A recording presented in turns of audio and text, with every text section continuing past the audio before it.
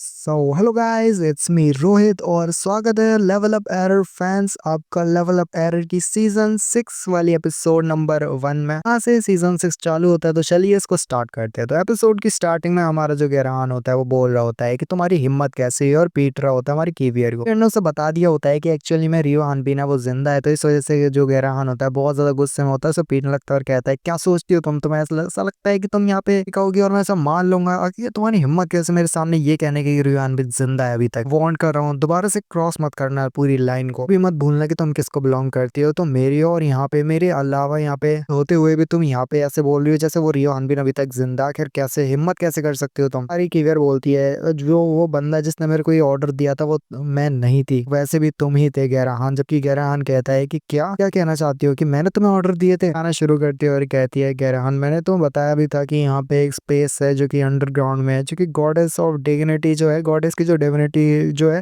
वो भी उसको डिटेक्ट नहीं कर पाती, मतलब उसकी पावर तक उसको नहीं डिटेक्ट कर पाती। द ओमफ्लेस जोन भी कहते हैं ऐसा एरिया जो कि डेंजर जैसे ही सिमिलर है, एक तरह से अंडरवर्ल्ड भी कहते हैं। हमने आज तक उसको कभी देखा ही नहीं इस वजह से, क्योंकि हमेशा जिनोविया तुम्हें भटका देती थी और यहाँ पे भी उसके ऊपर गए ही नहीं, तो तुमने उस पर रिसर्च करने की कोशिश ही नहीं की। जबकि जिनोविया ने हमको धोखा दे ही दिया है, तुम्हें यहाँ पे सब कुछ जानने की, इन्वेस्टिगेट करने की जरूरत थी। इसी वजह से तुम यहाँ पे जिनोवियास के प्लान के सारी चीजों के बारे में पता कर पाओ। जितने भी क्लोन्स थे वो सभी प्रोटेक्ट कर रहे हैं पूरे न्यू रेथिना को, जैसे न्यू रेथिना जिंदा बचा रहे और यहाँ पे कोई दूसरा एंटिटी आके ना हमला कर पाए। कंप्लीटली जो डिविनिटी थी उसको यूज कर लिया, तो हमने लिमिट पे हो वजह है कि उनको वहां पे भेजा गया है जिससे वो अपने मिशन को कंप्लीट कर सके और जिससे उनको फ्रीडम मिल जाए। गेरान उसको छोड़ देता है। आन को भी लगता है कहीं ना कहीं उसकी मेमोरी में कुछ ना कुछ तो गड़बड़ है, जिससे उसकी याददाश्त चली जाती है। कहता है वो प्लेस जो अंडर वर्ल्ड है वो, ये हमारी जो कीवियर होती है गैरान से बोल रही होती है गैरान तुम्हें अपने थोड़ा दिमाग पे जोर डालना ही होगा, तुम्हारा जो माइंड है वो कोलैप्स होता जा रहा है, इनमें कुछ ना कुछ तो गड़बड़ है। ये तुम्हारी डिविनिटी से हो रहा है। कुछ ऐसे मसले हैं जो कि तुम्हारे पास्ट के साथ हुए हैं, पास्ट की वजह से तुम ऐसी चीजों के साथ यहाँ पे अफेक्टेड हुए हो। तुमने अपनी डार्क डिविनिटी का यूज नहीं किया तो याद रखना ये पूरी जगह नष्ट हो जाएगी। तो ये कहता है हाँ मैं जानता हूँ, मैं तुमसे भी ज्यादा अच्छी तरीके से जानता हूँ कि अगर मैंने अपनी पावर्स को नहीं लगाया और मैंने ज्यादा अपनी डार्क डिविनिटी को यूज नहीं किया इस पूरे न्यू रेथिना को बचाने के लिए, सारी जगह मारी जाएगी। यहाँ पे हर एक जिंदा चीज मर जाएगी, लाश बन जाएगी। जैसे गॉडेसेस तो बस हमको मरने के लिए ऐसे छोड़ के चले गए, हमको बस मरने के लिए छोड़ दिया है कि हम आपस में इंसान मरे और जिए। तो मैं यहाँ पे हार मान जाता हूँ, तो भले यहाँ पे होगा भी क्या, मैं यहाँ पे हार ही के मानूंगा। मैं यहाँ पे हार नहीं मान सकता। मतलब पीपल जिनको मैंने मारा है वो बैक टू लाइफ आ जाएंगे, ऐसा नहीं होने वाला। गॉडेसेस ने अभी तक कुछ नहीं किया। वो जो हमारा गहरान होता है वो बिल्कुल पागलों की तरफ बोलने लगता है, चिल्लाने लगता है और कहता है कि मैं अपने नए ऑर्डर को जारी करूंगा, मैं करूंगा जो मेरे को करना है। वो ऐसे पागलों की तरह चिल्ला रहा होता है और फिर वो अपने आप ही हाफने लगता है, यानी कि अब पता नहीं उसकी पावर खत्म हो रही है पर क्यों पर पता नहीं, पर वो उसे हाफना चालू हो जाता है। वो बहुत ज्यादा चिल्ला रहा होता है। इसीलिए हमारी जो कीवियर होती है कहती है कि आखिर इस दुनिया में क्या हो रहा है। तुम यहाँ पे एक एक टाइम ऐसा था जब तुम यहाँ पे हीरो हुआ करते थे, सब लोग तुम्हें हीरो की तरह देखा करते थे। तुम्हें क्या हुआ गहरान, तुम इस दुनिया को क्यों इतना हेट करते हो, बहुत ज्यादा इस दुनिया को हेट करते हो। जबकि गहरानी बहुत ज्यादा हैरान होता है और कहता है क्या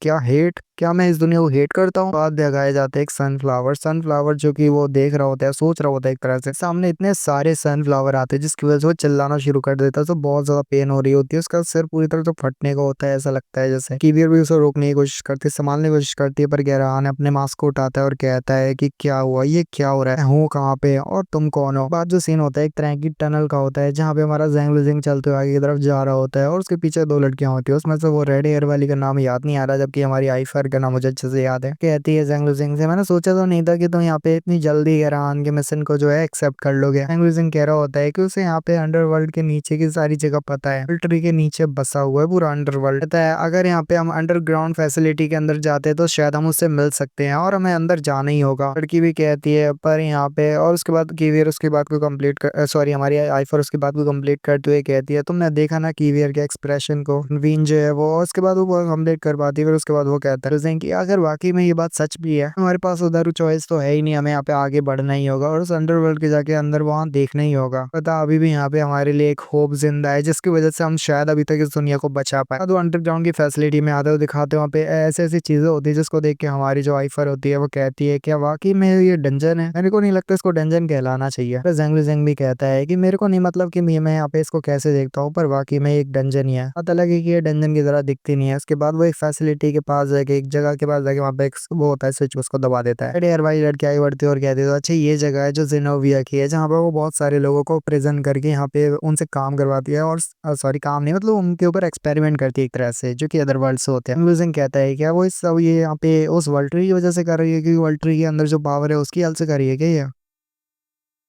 वो रेड हेयर वाली लड़की होती है, वो कह रही होती है कि देखो जरा यहाँ पे इसको मैं आसानी के साथ मूव कर पा रही हूँ और यहाँ पे कुछ लिख पा रही हूँ, इसका मतलब क्या है कि यहाँ पे इसको ज्यादा बने ज्यादा टाइम नहीं हुआ, पूरी तरह से श्योर हूँ, जबकि देखो मैंने यहाँ पे ये बना भी लिया है, यहाँ पे कुछ लिख भी दिया है। कह रही होती है कि यहाँ पे इतने सारे लोग हैं, फिर कह रही होती है यहाँ पे इतने सारे लोग हैं, पर अभी तक उनको नहीं पता चला कि यहाँ पे उनको यहाँ पे इम्प्रेजन करके रखा होता है इस वर्ल्ड ट्री के नीचे, जो कि इंटर वर्ल्ड जैसा टाइप का कुछ है, जहाँ पे बहुत बड़ी जगह है। फिर चलाते हुए कहती है अरे ऐसी बात है तो मेरे को एक बात याद आई, वर्ल्ड ट्री है वो फेरी यूनियन के अंदर आता है और फेरी यूनियन वाली उसको कंट्रोल करते हैं, वो फेरी यूनियन का ही एक मतलब अंडर है। जैसे कि हमने सुना है कि जिनोविया और गैरान की सबका इसके पीछे हाथ है। आज तक हमें ये बात क्यों नहीं बताई, हम लेडी हुलियन से भी मिल चुके हैं पर लेडी हुलियन ने नहीं बताया कि अगर इस सब के पीछे हो क्या रहा है, तो फेरी यूनियन का पार्ट है, उनको भी तो पता होना चाहिए कि यहाँ पे चल क्या रहा है, पर उनको भी नहीं पता। पर जो वो तो फेरी यूनियन की लीडर है, उनको तो ये चीजें पता ही होनी चाहिए, तो नॉर्मल सी बात है, नहीं हो सकता कि उनको ये बात पता ही ना हो। हमारी जो रेड हेयर वाली लड़की होती है, जो कि यहाँ पे अपने पास्ट की कुछ मेमोरीज को याद करती है, जहाँ पे हुलियन कितनी ज्यादा अच्छी है, उसकी कितनी ज्यादा हेल्प की है, जैसे वो उसको बिल्कुल भी यकीन नहीं होता कि हुलियन ऐसी हरकतें कर सकती है, वो मतलब पूरा अंधाधुंध विश्वास भाई ये कि देखो ये सारी बातें करने का भी कोई पॉइंट नहीं है, पॉइंटलेस बात है, हमें यहाँ पे ध्यान देना होगा 11 के मिशन को कंप्लीट करने में। कह रही होती है कि हमें वैसे ही करना है जैसा ल्यूसन ने कहा, यानी ज़ेंग लुजिंग ने कहा है, तो वैसे अभी यहाँ पे ल्यूसन लूसन कह रहे हैं, तो मेरे ख्याल से उसे ज़ेंग लुजिंग को लूसन बुलाना चाहिए। जैसे एक मॉन्स्टर निकलता है और बड़ी तेजी के साथ आगे बढ़ता है हमला करने के लिए। उसके बाद दूसरा सीन दिखाते हैं जहाँ पे दो आपस में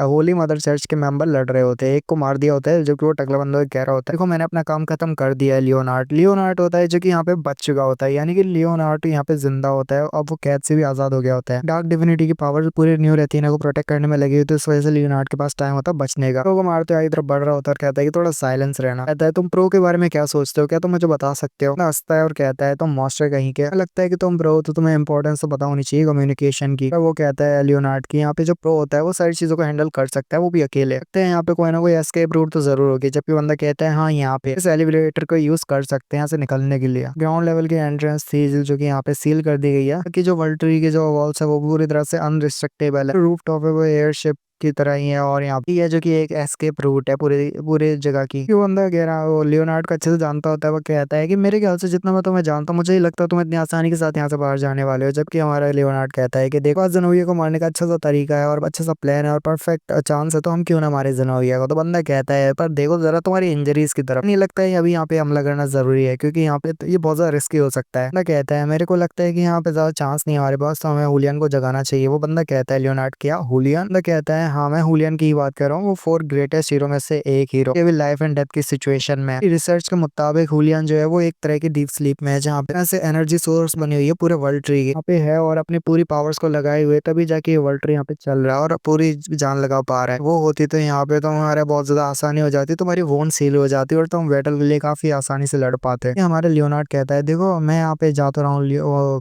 उसके पास हुलियन के पास, पर तुम्हें क्या लगता है अगर हम वहाँ पे जाएंगे तो वो डायरेक्ट हमें हील कर दी, तुम्हें लगता है कि वो हमें यहाँ पे देख नहीं पाएगी ना सुन पाएगी, तो मेरे ख्याल से वो हम पे डायरेक्ट हमला कर देगी। उस हम पे हमला कर उसने हमको मार दिया तो फिर क्या होगा। कहता है और क्या होगा, होना तो वही है, हम मारे जाएंगे।